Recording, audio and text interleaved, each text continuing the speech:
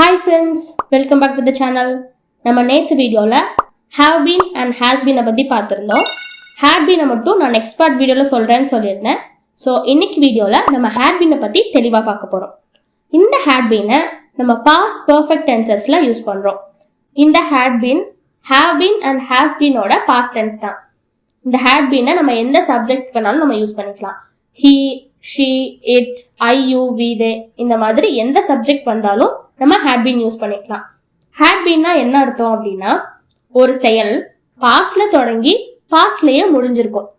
இந்த மாதிரி இடத்துல நம்ம had been யூஸ் பண்றோம். ஓகேவா? இந்த had beenல ஒரு கம்ப்ளீட்டட் ஆக்ஷனும் இருக்கும், ஒரு கண்டினியூஸ் ஆக்ஷனும் இருக்கும். இது நம்ம எக்ஸாம்பிள் சென்டென்சஸ் பார்க்கும்போது உங்களுக்கு தெளிவா எக்ஸ்பிளைன் பண்றேன். இப்போ இதோட சென்டென்ஸ் ஸ்ட்ரக்சர் பார்க்கலாம். சென்டென்ஸ் ஸ்ட்ரக்சர் பொறுத்த வரைக்கும் இதுல பெரிய டிஃபரன்ஸ்லாம் இருக்காது. அங்க நம்ம have been, has been use பண்ணிக்கிறோம், இங்க had been யூஸ் பண்ண போறோம், அவ்வளவுதான். இப்போ பாசிட்டிவ் சென்டென்ஸ் ஸ்ட்ரக்சர்ல subject plus had been plus verb plus ing plus since or for plus time period. அதுக்கப்புறம் நெகட்டிவ் சென்டென்ஸ்ல not ஆட் பண்ணிக்க போறோம். Subject plus had plus not plus been plus verb plus ing plus since or for plus time period. Interrogative question ஃபார்ம்ல அந்த had முன்னாடி கொண்டு வர போறோம். had plus subject plus been plus verb ing plus since or for plus time period. இவ்வளவுதான். இப்போ example sentences பார்க்கலாம். இந்த had been நம்ம முக்கியமா எதுக்காக யூஸ் பண்றோம் அப்படின்னா ஒரு கம்ப்ளீட்டட் ஆக்ஷன் அண்ட் ஒரு கண்டினியூஸ் ஆக்ஷனை மென்ஷன் பண்றதுக்காக யூஸ் பண்றோம்.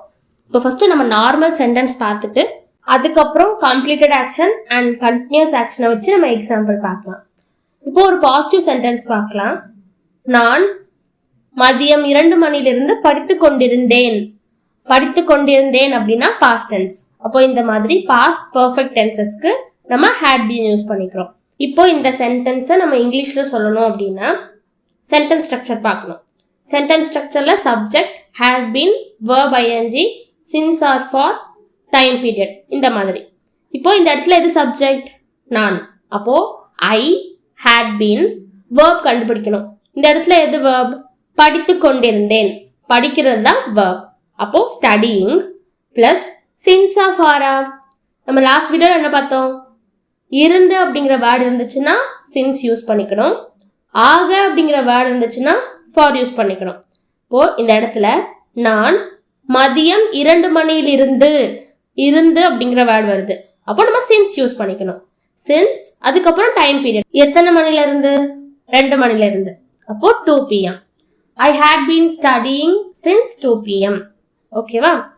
இப்போ ஒரு நெகட்டிவ் சென்டென்ஸ் பார்க்கிறோம். நெகட்டிவ் சென்டென்ஸ்னா not இருக்கும். இப்போ கடந்த செமஸ்டரில் இருந்து அவள் படிக்கவில்லை. இப்போ இந்த சென்டென்ஸ்ல படிக்கவில்லை not ஆட் பண்ணணும். அப்ப என்ன பண்ணணும்? சப்ஜெக்ட் had, அதுக்கப்புறம் not ஆட் பண்ணிட்டு been, அதுக்கப்புறம் சேம் தான் verb ing, since or for plus time period. அப்போ இங்க அவள், அவள்னா she. அப்போ she had not been, verb என்னது? படிக்கிறது. அப்போ studying, since or for செமஸ்டரில் இருந்து, இருந்து அப்படிங்கிற வேர்டு இருந்துச்சுன்னா நம்ம since ஆட் பண்ணிக்கணும். அடுத்தது டைம் பீரியட். எப்பத்துல இருந்து அவ படிக்கல? Last semester. Oh she had not been studying since last semester. அடுத்தது ஒரு question form sentence பார்க்கிறோம். இப்போ நிறுவனம் சமீபத்தில் புதிய பணியாளர்களை பணியமர்த்தி உள்ளதா? இப்போ இந்த சென்டென்ஸ் நம்ம இங்கிலீஷ்ல சொல்லணும்னா ஃபர்ஸ்ட் என்ன பண்ணணும்? சப்ஜெக்ட் கண்டுபிடிக்கணும்.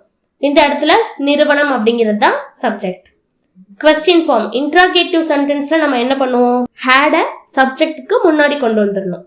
இப்போ had சப்ஜெக்ட், been, அதுக்கப்புறம் verb ing, since or for time period. அப்போ had என்ன subject? நிறுவனம்னா the company. had the company been என்ன verb? பணி அமர்த்தி உள்ளதா? பணி அமர்த்துறத என்ன சொல்லுவோம்? hire அப்படிம்போம். அப்போ hiring என்ன, எதை ஹையர் பண்றாங்க? New employees. அதுக்கப்புறம் டைம் பீரியட் ரீசென்ட்லி, ஏன்னா சமீபத்தில் அப்படின்னு சொல்லியிருக்கு. அப்போ had the company been hiring new employees recently. ஓகேவா? இப்போ அடுத்தது had been முக்கியமா completed action and continuous action தான் யூஸ் பண்ணுவோம் அப்படின்னு சொன்னேன். இது என்ன அப்படின்னா அந்த சென்டென்ஸ் பாஸ்ட் டென்ஸா தான் இருக்கும். ஏன்னா அதுல வர்ற செயல் எல்லாமே பாஸ்ட்லயே தொடங்கி பாஸ்ட்லயே முடிஞ்சிருக்கும். ஆனா அந்த இடத்துல ஒரு கம்ப்ளீட்டட் ஆக்ஷன் இருக்கும், ஒரு கண்டினியூஸ் ஆக்ஷன் இருக்கும். அதை மென்ஷன் பண்றதுக்கு தான் நம்ம had been யூஸ் பண்றோம். இப்போ அதோட சென்டென்ஸ் ஸ்ட்ரக்சர் பார்க்கலாமா? அங்க பார்த்த மாதிரி தான் subject, had been, verb ing, since or for time period வரைக்கும் வரும். அதுக்கப்புறம் நம்ம எக்ஸ்ட்ரா ஆட் பண்ண வேண்டியது இருக்கும்.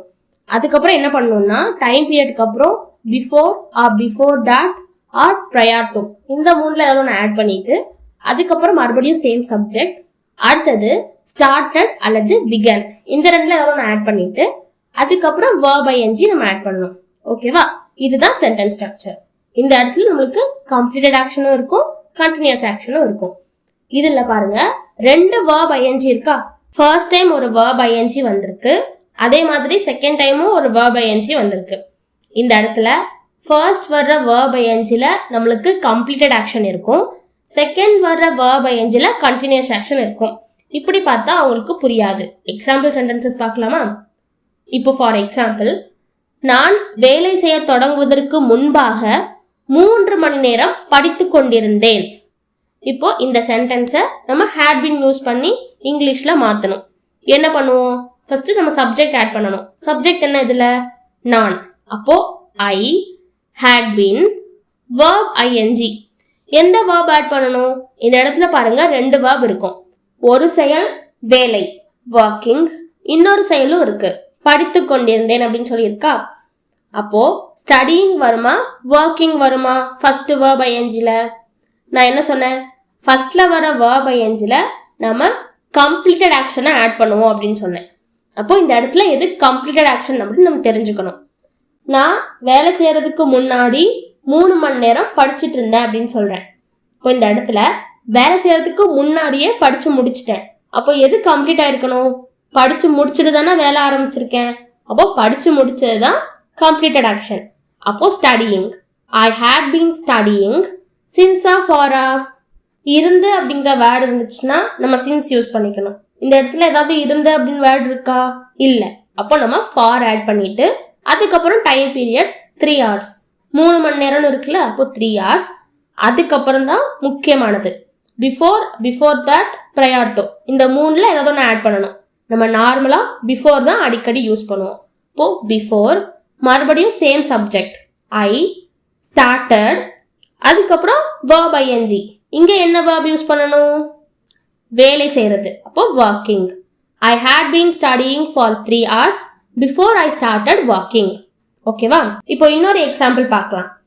அவர்கள் தங்களின் கனவு வீட்டை கட்டத் தொடங்குவதற்கு முன்பு 5 ஆண்டுகளாக நியூயார்க்கில் வசித்து வந்தனர்.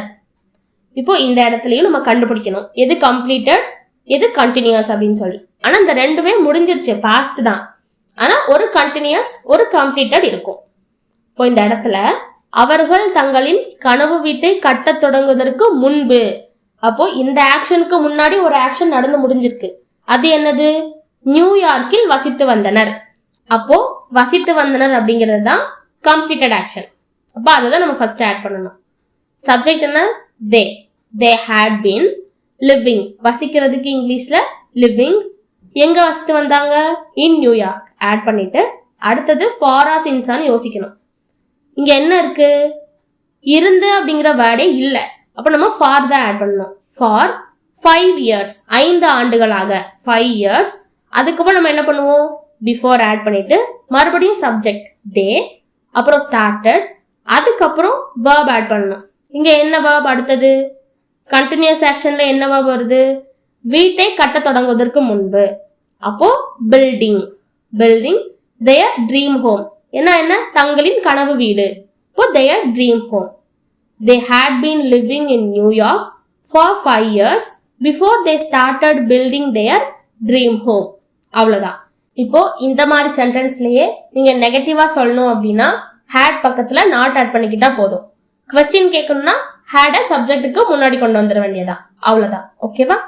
அப்போ நம்மளுக்கு இன்னைக்கு had been எப்படி நம்ம யூஸ் பண்றது அப்படின்னு சொல்லி தெரிஞ்சுக்கிட்டாச்சு. இந்த வீடியோ நிச்சயமா உங்களுக்கு ஹெல்ப்ஃபுல்லா இருந்திருக்கும் அப்படின்னு நினைக்கிறேன். ஹெல்ப்ஃபுல்லா இருந்துச்சுன்னா லைக் பண்ணிட்டு உங்க ஃப்ரெண்ட்ஸ்க்கு ஷேர் பண்ணிக்கோங்க. அண்ட் இதே மாதிரி ஈஸியா இங்கிலீஷை கத்துக்க சேனலை சப்ஸ்கிரைப் பண்ணிக்கோங்க. தேங்க்யூ.